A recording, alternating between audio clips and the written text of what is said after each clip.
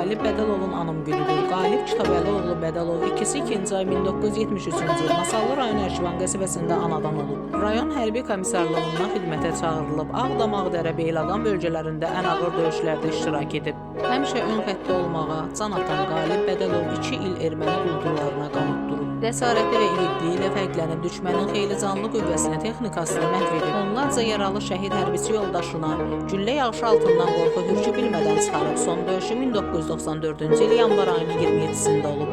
Beyləqan bölgəsində gedən döyüşlərin birində düşmənin snayper gülləsinin hədəf olan Qalib Bədəlovun şəhidlik zirvəsinə yüksəlib. Boya başa çatdığı Masallı rayonunun Ərkivan qəsəbəsində torpağa tapşırılıb.